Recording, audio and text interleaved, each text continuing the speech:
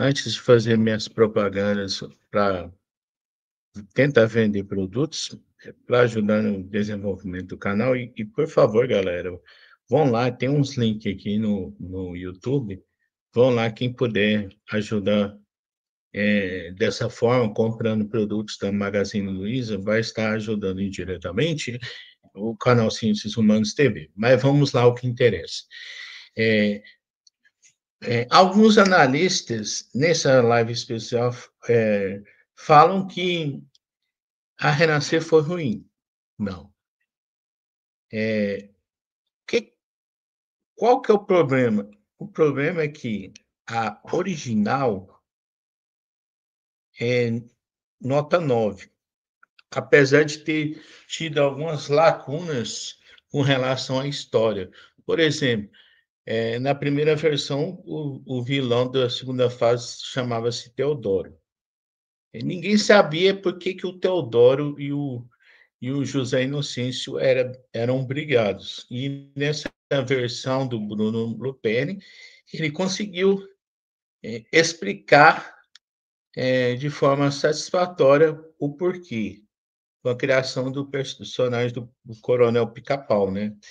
E o porquê, na segunda versão, o Egídio era brigado, era inimigo mortal do José Inocêncio.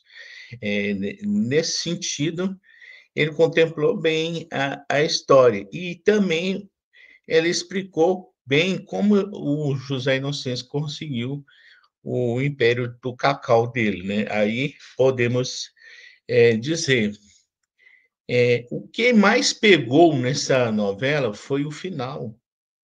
Literalmente, a Rede Globo não quis terminar direito a novela. O público esperava uma releitura daquela final original. Poderia até ter tido essas modificações, mas algumas cenas o público esperava que acontecesse de volta, como por exemplo, eh, o João Pedro, que na segunda versão foi vivido pelo Juan Paiva, retirava o facão e fincava o facão dele. Mas, na verdade, o final da novela, ele só retirou o facão e não teve o procedimento, que é meio que uma passagem de poder, né, para o antigo coronel para o João Pedro na história virar o novo coronel do Cacau. Não mostra não mostra essa cena. E, e deveria ter mostrado, por exemplo, o João Pedro nervoso porque achava que não ia conseguir tocar os negócios da família, mas que o José Inocêncio, que foi vivido pelo primeiro João Pedro, Marcos Palmeira, é, é, estaria perto dele, acalmando ele.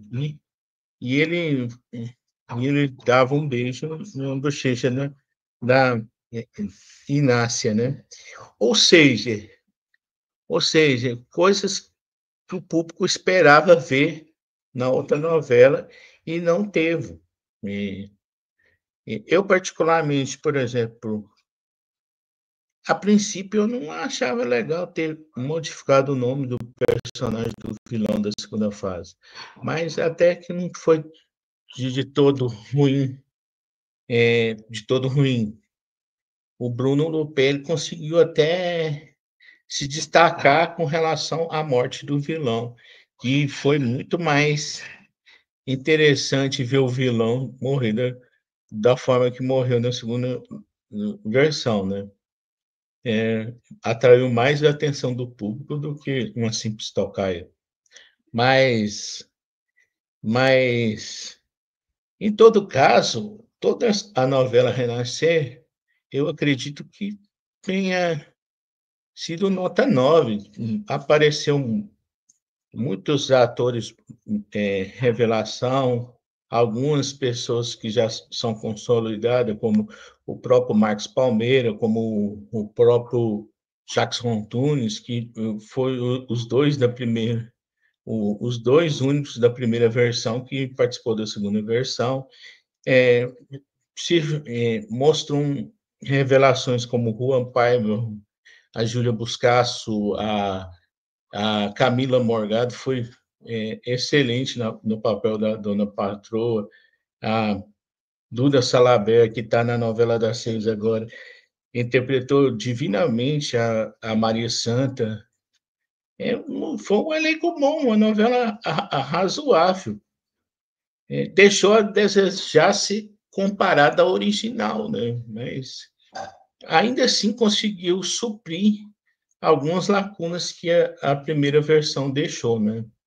E a sacada do Tiongali não ter morrido e a Joane e o, e o Tiongali terminado juntos, que na primeira versão, o que acontecia?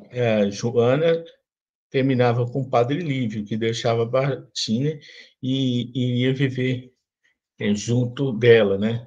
E na segunda versão não teve isso, não teve nem o Padre Lívio, teve o Pastor Lívio.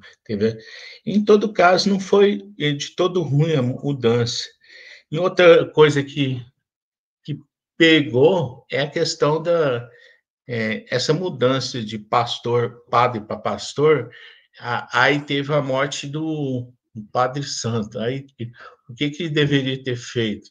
Pela lógica, a Igreja Católica não ia deixar uma região sem um padre.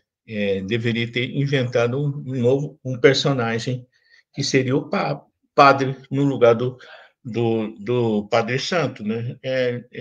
Tudo isso que deveria acontecer.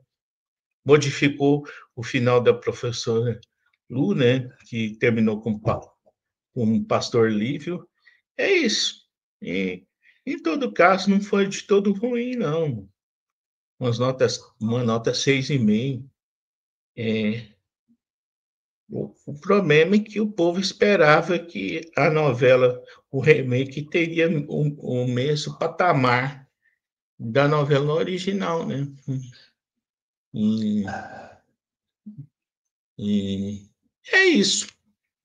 Bom dia.